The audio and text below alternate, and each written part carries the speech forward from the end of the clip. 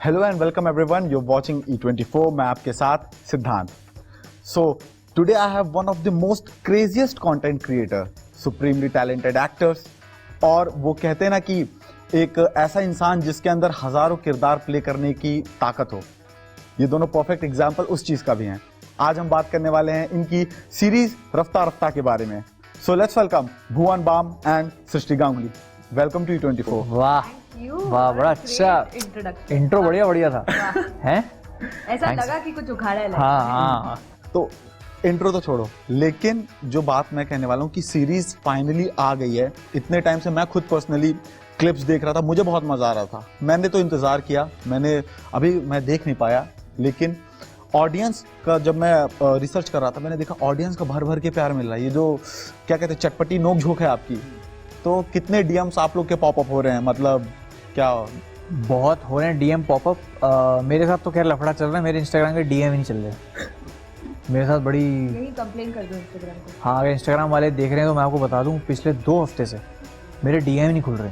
तो E24 की screen पे आप इंस्टाग्राम वालों को क्या शायद वो देखें। अगर इंस्टाग्राम वालों, अगर आप ये देख रहे हो तो मेरे डीएम चालू कर दो। एनीवे, बाकी मेल पे भी आता है बहुत रिस्पांस, और जब किसी से रूबरू मुलाकात होती है तब रिस्पांस आता है। और देख लिया सबने और बहुत मज़ा आ रहा है सबको। और हमने बनाया ही उस सेंस में है कि जनता जब एक बार बैठे तो पूरा बैठ के निकले, पूरा देखे, पूरा फिर उसको हमें मैसेज करे, हमें बताए कैसा है। और वही हो रहा है, जनता को काफ़ी समझ आ रहा है शो, क्योंकि आई एम श्योर बहुत सारे लोग यंगस्टर हैं जो प्यार मोहब्बत की बातें जानते हैं, जिनको पता है कि आर्ग्यूमेंट्स होते हैं, लड़ाइयाँ होती हैं। तो उन सब के बीच में बड़ा अच्छा रिस्पॉन्स है। सृष्टि, आप बताना मुझे सच्ची कि जब इस फिल्म के लिए आपको सीरीज के लिए जब आपको कॉल आया था, तो क्या स्क्रिप्ट वगैरह की डिमांड की थी, या भुवन का नाम सुनते ही कहा कि नहीं भाई करना है, भुवन है तो मतलब बवाल है कुछ? मुझे एक्चुअली पता नहीं था कि भुवन के साथ मैं ये करने वाली। जब मैं ऑडिशन कर रही थी, मुझे लगा प्रोडक्शन हाउस उसका है, पर वो लोग 2 लोगों को कास्ट कर रहे हैं। तो टिल द टाइम मैं लॉक हुई, मुझे पता ही नहीं था कि भुवन मेरे साथ काम करने वाला है। तो जब उन्होंने बोला, आई वाज लाइक ओह, पहला इंटरेक्शन की कुछ स्टोरी, पहली बार मतलब कैसा इंटरेक्शन हुआ? पहला इंटरेक्शन हमारा शादी के जोड़े में फोटोशूट के वक्त। पहली बार हम मिले शादी के जोड़े में। Good, same answer. हम लोग फ्रैंकली इतने दिन से हम ये सारी बातें कर रहे हैं, तो अब हम कोशिश करते हैं कि हमने जो बोला था पहले उसी पे अड़े रहें। अच्छा, एकदम लाइन टू लाइन। हाँ, लाइन टू लाइन, क्योंकि कभी भी कुछ भी मेमोरी पॉप हो जाती है। हालांकि हम पहली बार मिले थे उसी जोड़े में, पर बीच में मुझे कुछ ऐसा याद आ जाएगा कि अरे ये भी तो हुआ था वहाँ, फिर वो भी ऐड हो जाता है। तो ऐसे करके इंटरव्यू में by the time last interview होता है जिनका, एक अलग कहानी होती है जिसका कुछ सर पैर नहीं होता। तो हम मिले थे उस जोड़े में, शादी के जोड़े में, और पहली बार मुलाकात हुई थी हमारी। उसके बाद हमने बातचीत शुरू करी, और फिर रफ्ता रफ्ता फिर बातें होने लगी हमारी। फिर सेट पे हम मिले, वहाँ पे मस्ती करी, मस्त शूट हो गया। अच्छा भुवन, मतलब मैंने सोचा था कभी मैं आपसे मिलूंगा तो मैं आपसे ज़रूर ये चीज़ पूछूंगा कि who is real Bhuvan Bam? क्या वो अपना कैरेक्टर्स बंचोड़ दास, समीर, टीटू मामा, या फिर ढिढोरा का ढिढोरा बाज? कौन है असली भुवन बाम? क्या असली, वो जितने भी आपने 21 कैरेक्टर देखे बीबी की वाइन्स पे, आपने फिर वसंत गावड़े देखा ताज़ा खबर में, फिर अब आपने देखा करण रफ्ता रफ्ता में, तो मेरे को लगता है ये सब ट्रेट्स हर कैरेक्टर के मेरे अंदर हैं। इसलिए मेरे को इनको निभाने में आसानी होती है, क्योंकि मैं इनको कहीं ना कहीं जानता हूँ। मैं हूँ ये। अच्छा। हाँ, अगर आप बोलें कि मैं स्ट्रेट फॉरवर्ड हाजिर जवाबी या किसी के साथ उल्टे जवाब देने तो मैं दे सकता हूँ, लेकिन टीटू मामा बन के, क्योंकि वो मेरा नकाब है। हम नकाबों की इंडस्ट्री में, हमें नकाब पहन के ही बातें करनी होती है। रियल सेल्फ दिखा दिए तो फिर मज़े नहीं होते। हाँ, तो इसलिए कैरेक्टर्स में ही मैं खुद को खोज लेता हूँ। ओके, कहीं ना कहीं वो आपके अंदर ही हैं। ओके, हर इंटरव्यू में आप कहते हो कि मैं बहुत आलसी हूँ, लेकिन सृष्टि मैं आपसे जानना चाहूँगा, प्रोड्यूसर भी ये हैं, एक्टर भी हैं, स्क्रिप्ट भी लिखते हैं, वीडियोस भी खुद ही एडिट या अपनी सारा काम आप खुद ही करते हैं। आलसी कैसे हैं? सेट पे कभी कुछ ऐसा देखा कि हाँ आराम से सो रहे हो, या लेट पहुँच रहे हो, या अभी मन नहीं है, आलस इनका? एक्चुअली इसका थोड़ा सा अलग है। वो जब काम करता है तो एक अलग ही जोन में रहता है, One go करते flow. रहेगा करते रहेगा, पर फिर उसके बाद जब उसको ब्रेक मिलेगा तब आप उनका आलसीपना देखोगे कि वो 16 घंटे 17 घंटे 18 घंटे बस सो ही रहा है, कुछ कर ही नहीं रहा, सो ही रहा है। कुछ नहीं कर रहा। हाँ, आप मानोगे नहीं, मैंने अपने जीवन में एक मंगल नहीं देखा। मैंने अपनी लाइफ में एक ट्यूसडे मिस कर दिया पूरा। क्यों? क्योंकि मैं मंडे सोया और मैं वेंसडे उठा। मेरे पास है ही नहीं, उस ट्यूसडे की मेमोरी नहीं है, क्योंकि मैं सो रहा था। क्योंकि मैं उसके पहले कुछ महीनों तक सोया ही नहीं था, 3-3 घंटा 4-4 घंटा रोज। तो फिर सब जब कुछ एक्सट्रीम में करता है। सब कुछ एक्सट्रीम में, मतलब अभी मेरा बर्थडे गया है, 22 तारीख को था। फ़ोन मैंने रखा DND पे, 1:30 बजे सोया मैं, शाम के 6:30 बजे उठा मैं। सोता रहा रात के 1:30 बजे से लेकर शाम के 6:30 बजे तक। मैंने नींद पूरी करनी ज़रूरी है, क्योंकि फिर उसके बाद इतना लंबा हेक्टिक डे होता है, तो फिर आपको लगता है कि आप पहले नींद पूरी करो। तो हाँ, आलसी तो मैं बहुत हूँ। हाँ जब हो सकता है। हाँ, मेरे सबसे पसंदीदा दोस्त का नाम आलस है। Really? हाँ, मेरे साथ रहता है हमेशा। अच्छा, ओके, लग गया। पोएटिक बातें कर देता हूँ मैं कभी। हाँ, तो सीरीज पे वापस आते हैं। सीरीज जो है वो क्या कहते हैं, रिलेशनशिप और प्यार और इन सारी चीज़ों को लेके है। लेकिन मैंने कहीं आप दोनों को कहते हुए सुना था कि एक बैलेंस बहुत ज़रूरी होता है रिलेशनशिप में। अपने प्रोफेशनल और पर्सनल लाइफ में भी आप दोनों लाइक इतना बिजी आप लोग खुद रहते हो, पर्सनल लाइफ को कैसे बैलेंस करते हो, प्रोफेशनल लाइफ को कैसे बैलेंस करते हो? आप बताएं। हो जाता है। हाँ, बस ऐसा पार्टनर होना चाहिए ज़िंदगी में जो आपके काम को उतना ही वैल्यू करे जितना आप करते हो। बस वो मिल जाए तो फिर बैलेंस करना कुछ टफ नहीं होगा, वो आसान हो जाता है। क्योंकि जब आप काम कर रहे हो तभी वो उसके बीच में कभी नहीं आएंगे, लेकिन जब मैं उसके साथ टाइम स्पेंड करती हूँ तभी मैं काम को बीच में नहीं जाती, तो उससे बैलेंस हो ही जाता है। सेम हाँ, मतलब बैलेंस का यही तो है कि जब आप किसी के साथ हैं तो आप उन्हीं के साथ हैं, जब आप काम कर रहे हैं तो आप काम कर रहे हैं। और अगर अगला बंदा या अगला बंदी भी समझ सकता है तो फिर क्या है उसमें, वो तो फिर मज़ेदार चीज़ है। तो अगर अच्छा मैं पूछूं कि अभी रिसेंटली आपने शादी भी की है और लव गुरु टाइप का आप एडवाइस भी देते हो प्यार पे।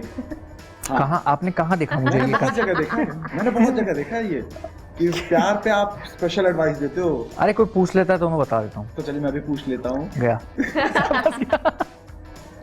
तो मैं भी पूछ लेता हूँ कि अगर एक फैक्टर अगर पूछा जाए, हाँ। जो एक रिलेशनशिप में और एक शादी में सबसे इम्पोर्टेंट रोल प्ले करता है, तो क्या होगा? मेरे को लगता है दोनों एक ही चीज़ है। हाँ। रिलेशनशिप और शादी एक ही चीज़ है। रिलेशनशिप में आप ऑफिशियली साथ नहीं हो, शादी में ऑफिशियली साथ। शादी क्या है?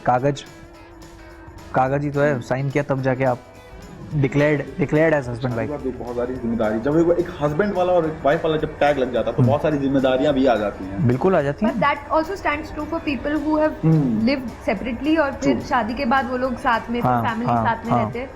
I understand वो चेंज हो जाता है, बट देन आई फील वही आपके रिलेशनशिप का बिगिनिंग है, जब आप साथ रहने लगते हो। मुझे ऐसा लगता है कि समवेयर वो आपको वो चीज़ें पता चल जाती है अपने पार्टनर के बारे में जो शायद पहले ना पता हो। छोटी छोटी चीज़ें, छोटी छोटी आदतें, छोटी छोटी कैसे आप वो कब आपको सॉरी बोलता है, कब कितना गुस्सा है, वो सब पता चल जाता है उसके बाद।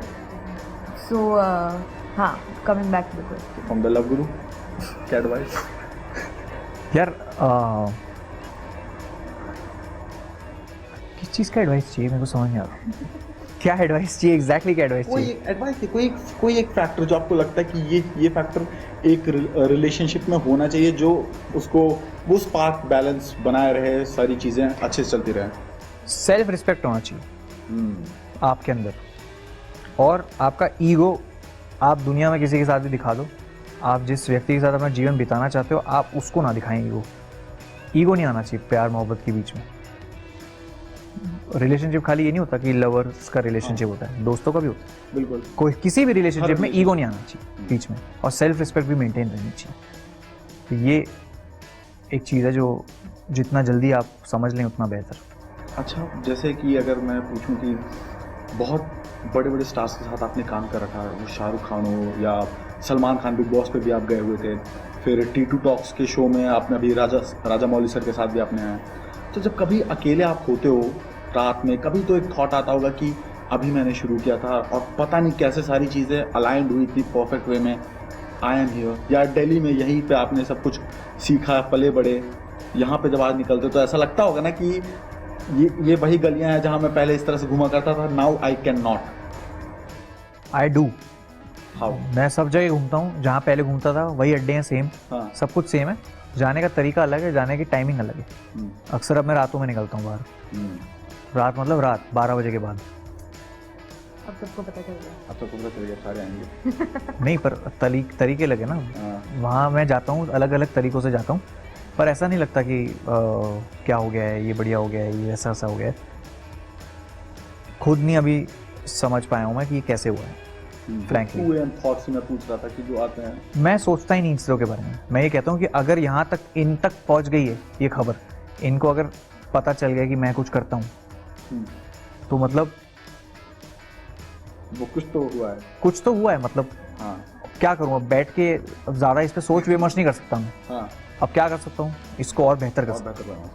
क्या करूँ अब कि और लोगों से मेरी मुलाकात हो या और लोगों तक मेरा काम पहुँचे, क्योंकि अल्टीमेटली मुझे जनता तक पहुँचना है। मेरे को अपनी जनता तक पहुँचना है।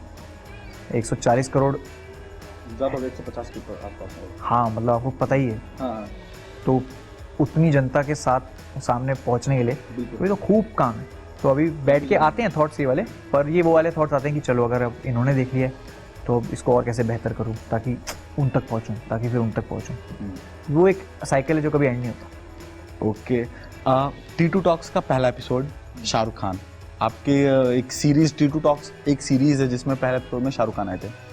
शाहरुख खान की फिल्म आई हुई है, क्या आप पहले दिन गए देखने? नहीं यार, मैं गया ही नहीं अभी तक देखने। क्यों? मेरे को, क्योंकि अभी ये सब प्रमोशंस चल रहे हैं अभी शो के, तो अभी ये निपटेगा, फिर इसके बाद मैं जाऊँगा बेंगलोर, फिर मैं शायद पुणे जाऊँगा, फिर मैं घूम फिर के दिल्ली आऊँगा, और जब आऊँगा तब मैं तबीयत से बैठ के देखूँगा। ओके। अच्छा सृष्टि, अगर मैं शूटिंग सेट की बात करूं वहाँ पे, तो ऑब्वियसली बहुत सारे, आप दोनों इतने फनी हो, हमने खुद ही देखा हुआ है, ह्यूमर आप दोनों का बहुत स्ट्रांग है, तो ऐसा कोई किस्सा शूटिंग सेट पे? किस्से तो नहीं है जो हम याद कर पा रहे हैं, बट कोई एक ऐसी चीज़ जो बताना चाहो? बता ना। कोई फैन मोमेंट ही समझ लो। फनी किस्सा? फनी किस्सा तो नहीं है, खैर ये तो मच्छर बहुत थे सेट पे। हम फार्म हाउस में शूट कर रहे थे, वहाँ बहुत मच्छर थे, क्योंकि फार्म हाउस में नेचुरली लॉन वॉन गार्डन के सारे मच्छर वो लाइट ढूंढते हैं, तो वहाँ हमारे सेट्स पे तो लगी रहती है, भयानक लाइटें लगी रहती है, और इन्हीं लाइटों के चक्कर में आते हैं वो। तो हमारे सेट पे 3 चीज़ों की बहुत आवश्यकता थी, एक कैमरा, एक डायरेक्टर और एक मॉस्किटो रेपेलेंट। ये 3 चीज़ें चाहिए होती थी, वरना शूट हो ही नहीं सकता। क्योंकि आप और मेरा अगर डायलॉग हमारा है तो आपके मेरे आगे मच्छर घूम रहा है, और वो कैमरा पे दिखता है बड़ा, मतलब भाई बता पाएंगे कि इतना क्लियर दिखता है, कुछ भी अगर छोटा पार्टिकल आता है वो दिखता है कैमरे पे। फिर रीटेक पे रीटेक है, अरे छिड़को कुछ, भगाओ मच्छर को।